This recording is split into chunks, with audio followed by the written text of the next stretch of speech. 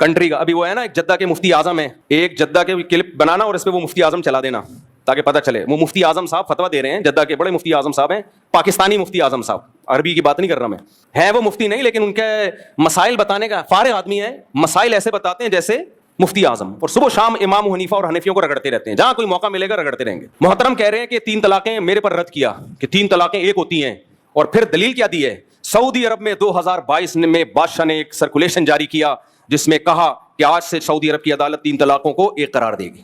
کہہ رہے ہیں دیکھو سعودی عرب بھی یہ کر رہا ہے اور یہ ہندوستان پاکستان کے ہم جیسے دیسی مولوی کیا کر رہے ہیں. اتنی سینس نہیں ہے کمبختو. سعودی عرب میں اسلام 2022 میں آیا کیا؟ 2021 تک وہاں کے بادشاہ کا بھی فتویٰ تھا. جب سے اسلام آیا 2021 تک سعودی عرب کی کورٹ 3 طلاقوں کو 3 قرار دیتی رہی ہے. تبھی تو 2022 میں بادشاہ نے چینج کیا اس کو, ورنہ چینج کرنے کی ضرورت کیا تھی؟ کمبخت آدمی, 2022 میں جو قانون چینج ہو رہا ہے تو اس کو اسلام کہہ رہا ہے, اور 2021 تک جو قانون 1400 سال سعودی عرب میں چلا آ رہا ہے 3 کو 3 کہنے کا, اس کو کہہ رہے برے صغیر کے حنفی مولوی. یہ ان لوگوں کی مینٹیلٹی ہے. کہہ رہے ہیں سعودی عرب نے بھی 2022 میں قانون بنایا ہے کہ 3 طلاق کتنی ہوں گی؟ ایک. ابے 2022 میں بنایا ہے, یہ بنایا اس لیے کہ اس سے پہلے 3 تھی سعودی عرب میں. 2022 کے فیصلوں کو کہہ رہے ہیں قرآن و سنت. اس سے پہلے امت سعودی عرب میں بھی گھاس کھا رہی تھی, باقی ملکوں میں بھی گھاس کھا رہی تھی. یہ ہے مجتہد, وہ اہل حدیث ہیں اور وہ بڑے فنٹر بنتے ہیں. یہ تو ان لوگوں کا علم ہے. ہم وہ قرآن حدیث مانتے ہیں جو صحابہ اور 4 اماموں سے ثابت ہو. بس آج کل کے مجتہدین چاہے کتنا بڑا افلاطون بقرات ہو, اس کا قرآن و حدیث کی تشریح ہم دیوار پہ پھینکتے ہیں ہم اس کو.